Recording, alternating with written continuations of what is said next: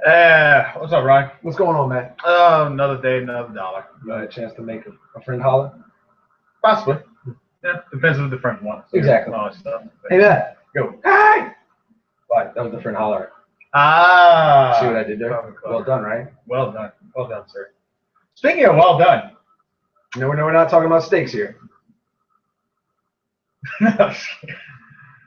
So, I think we're champs. The champs are here. We are the champions, my friend. Of the world. Of the world. Of the world. Congratulations to the U.S. women's national team bringing home their third World Cup, Ryan. Best all time. Yeah, I was about to say, I don't think anybody else has done that. Nope. So, Nope.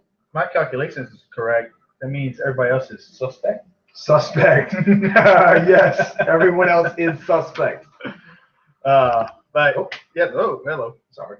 But, yeah, 5-2 victory, Ryan. In the first 15 minutes of that game, I'd have to say was pretty exciting.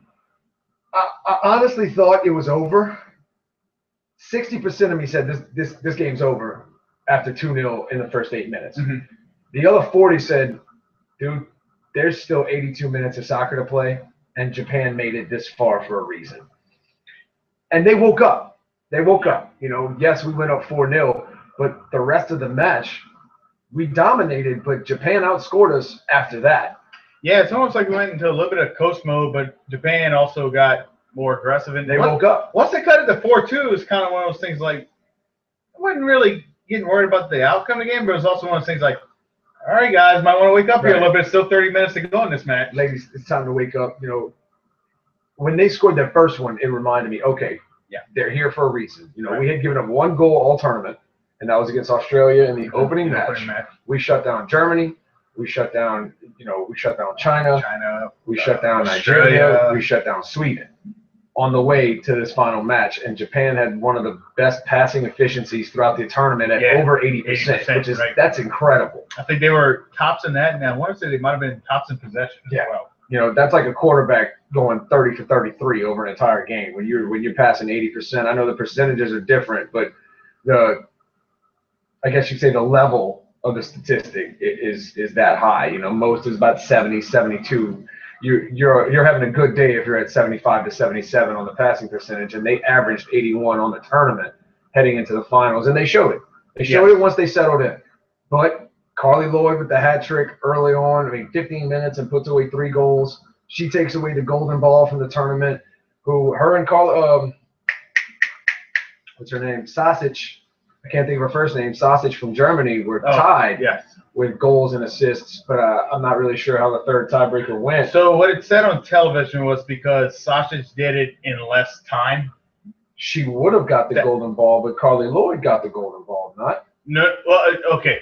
Lloyd got the golden ball. This was the tiebreaker for the golden boot. Oh. Is that where we're going with, I think? Yeah. Because golden boot is highest score. Which they were tied. It went to like the third or fourth tiebreaker in which she did it in less time.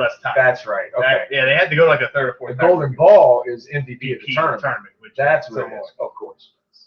But the U.S. definitely brought the hardware home in addition with the World Cup, and I believe Hope Solo got the golden glove as well. Sure did. For defense, but only 3 goals allowed in the entire tournament. I think she had somewhere north of about 19 saves for the entire tournament. Credit to the back line. That's what I'm saying. Hope Solo had a quiet tournament. Yeah, if anything, I think the back line deserves as much credit, if not maybe more than Solo. They deserve the majority of the credit for Hope Solo's golden gloves. Not to take anything away from Hope Solo, but the reason she was able to only give up 3 goals, only 2 of those were in the final, was because of the stout back line. Julie Johnston played lights out through the majority of the tournament. She did give up the own goal in the final.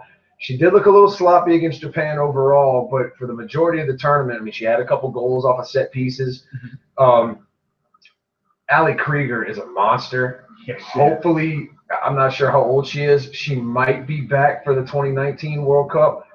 The only 3 we're losing was Box, Wambach, and there was another one who came in. She came in like the 89th minute. I can't remember her name. Wasn't the captain, right? The one that was 40? The one who turned 40 in June.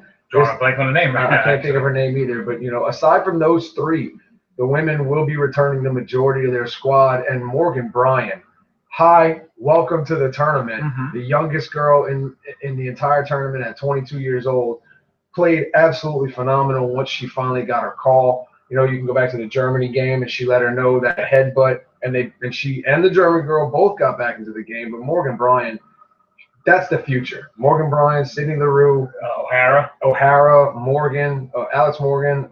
Alex Morgan will be so-called veteran, but I think in the next World Cup she'll still only be, I want to say, 30 years old. Wow. Yeah, because I think she's 26 or 27 right now. Yeah. I mean, Wambach played at 35. She might have 2 more World Cups there. To think that she really wants. Mia Hamm passed her knowledge to Wambach. Mm-hmm. Wambach is now passing it to Alex Morgan. Mm-hmm.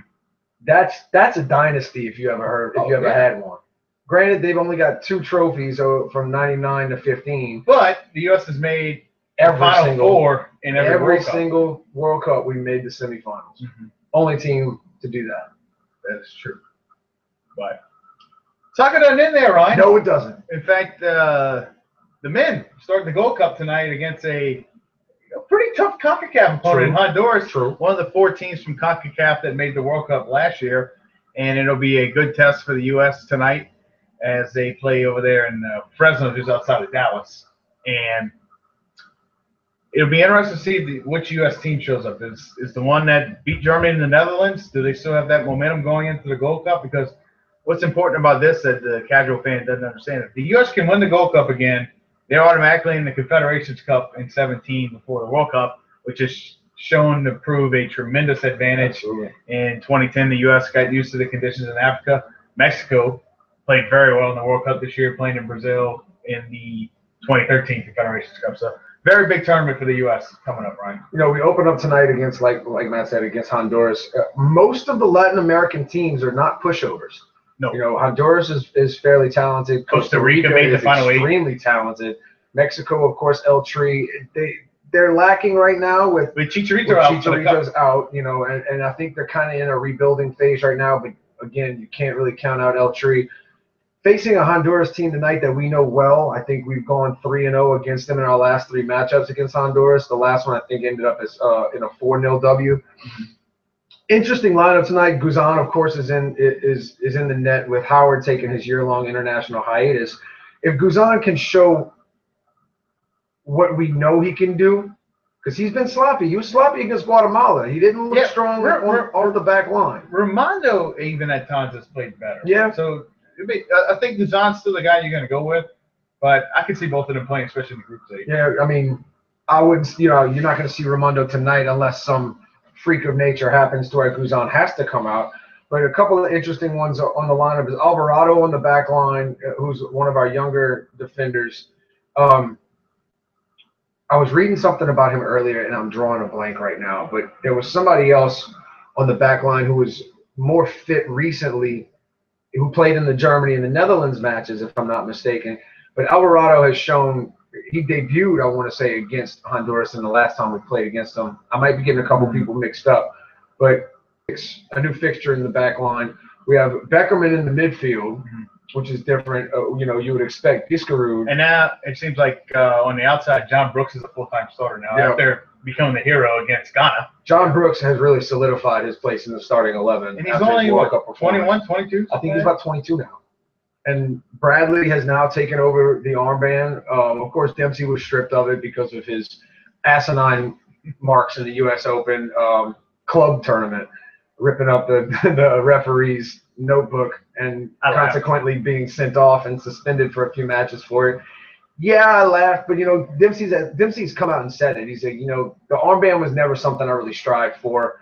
I don't feel that comfortable in the limelight. I think Bradley deserves it. You know, Bradley really, truthfully, is the workhorse of the team. Oh, yeah. Bradley covered, I think, more distance than any other team, any other member in the group last year in the World Cup. It wasn't surprising. And he got a lot of flack for it. He got a lot of flack because he was a new position. Yeah, and his first touches weren't that great. But I'd like to believe a year removed from that performance, Bradley's going to settle in nicely in the midfield. You got Dempsey and Altidore up top, of course. They didn't look too hot against Guatemala. Don't take that 4-0 victory and say, "Oh, great day." No, these guys. Do you think it was almost more of a coast mode because they knew they could? Partially, yes, but partially in a Germany hangover too. You don't coast when Klinsmann is your coach. Right. You just don't. No. And Klinsmann came out and said it. He's like, "We played like shit. Yeah. Quote unquote, we played like shit. 4-0 means nothing when the team chemistry is not there against a minor team like Guatemala. We will be tested tonight. Yeah. We absolutely will be tested because the Gold Cup carries weight. The game against Guatemala was a friendly. The games against Germany and Netherlands, fantastic wins, but friendlies. Tonight it counts. Yep. Tonight it counts for something. We need the 3. We need the 3 points from the win to get this Gold Cup started and see where we unfold from there. Yeah. Road to the World Cup starts tonight, right? It actually does. Yeah. It actually does. You know, we talk about road to the World Series for LSU starts when conference tournament plays. Well, if you want to equate anything, this is conference play. Yeah. This is the beginning of conference play. This is 3 years of postseason coming. A whole lot of We're 1 year removed from the World Cup and the postseason starting again already. Yeah, the curious thing is that I'm wondering about is the Copa America going to stay in America next year for the 100-year thing? Because there is potential of it not happening with all like corruption and stuff with FIFA and everything. But also, if it does, do you think Howard comes back for it? I won't be shocked if Howard comes back for the Gold Cup. You think? He may not play. Now but he may be in the. Now we can't make any roster changes until knockout round, correct? I'm not sure on the nooks and crannies about it. I'm really not sure. Okay. But being that he's not on the roster now, I wouldn't be surprised if he can't come back to the knockout round. But, you know, his year-long international hiatus is coming to an end. His year at Everton last year wasn't his best. And I mean, he's pushing 40. And Guzan, right, this is true. And Guzan had a mediocre year at best in Aston Villa in the Premier League, and he's on his way out. So he's going to be looking to perform well to hopefully sign a new contract. Or get picked up somewhere. Right. You know, well, that's what I'm saying. Excuse me. Sign a new contract with a new club because Aston Villa's already made it clear that they're not re-signing Guzan. So we'll see how things unfold. Yep. It'll definitely be interesting for sure. But I believe the U.S.'s next game, I want to say, is on Friday, I believe. And then I think the third group stage game is on Monday. Now we play, I believe it's Panama and then one of the other. I mean, I hate to use the phrase lesser teams. So it's one of those things you got to really stretch for in the CONCACAF World Cup tournament. But I think Panama's one. I don't think it's Jamaica because I think Jamaica might Haiti. be. Oh, it's Haiti. Okay. Haiti's on Friday. Yeah. Excuse me. It took me a second to pull it up. Haiti's on Friday. And Panama's Monday? And Panama's Monday. Okay. So even, you know, like I said, the Latin America teams, you can't really sleep on them because – at any given point, they could crack open. But Honduras is our real test. You know, we should not have a problem with Haiti and Panama if we make it through tonight's match against Honduras. What do you think? What do you think, Matt? You know, I think we get the one tonight, but I think it'll either be a struggle win, you know, like either one goal type of thing, and it could, knowing the U.S. can be anything from 1-0 to 4-3, depending on what type of game we play. Right. Or I can easily see it being a draw. You know, it depends which U.S. team shows up for sure. I think on paper, worst case scenario, I don't see the U.S. getting any worse than 7 points in this group. On paper, they should get 9. On paper, you should get 9. Right. You should easily advance out of this group with 9 points because of your other 2 matchups. And Honduras should be a close second with 6. Yeah. You know, I've got the Yankees 2-1. I think the back line is going to be tested. I think. This is me, my homer, and my blind optimism here. I think Dempsey and Altidore, knowing what's at stake here, get some chemistry going up front. I think Dempsey and Altidore each get 1. Altidore's been known to be streaky. When he gets hot and he starts scoring, it's fun to watch. This tournament is going to be lights out for Altidore. It starts tonight, though. He's got to get one in the back of the net tonight. We've got to get 10 to 12 shots on goal. Yeah. Or, excuse me, 10 to 12 shots off. You know, half of those are on goal. You can bank on 2. I think Honduras equalizes in the second half, and USA pulls one out 75th, maybe 80th minute. I think some substitutions are going to play a key role. I think seeing Mix tonight, if he's on the bench, I think Mix coming in might make a difference. Yeah, I know he's on the bench. He made the roster. Okay, and don't sleep on John Brooks. Yeah, he is our unsung hero. What do you think, Matt? Yeah, I'm kind of thinking along the lines of, you know, I mentioned the 1-0 and 4-3. I don't think it'd get that crazy. Something along that middle line of 2-1, but I think it might be a struggle 2-1. Yeah. But I think we do get the win. Right. Just home field helps. This is true. And like we said, guys, this is going to be our test. heading into Friday and then heading into Monday against Haiti and Panama, respectively. Honduras, let's see what we got. Let's see what we got. With that said, though, we'll be back next week for episode 96. Getting ever so close to the 100. Filming for 100 actually will be very soon. You might see us around the New Orleans area.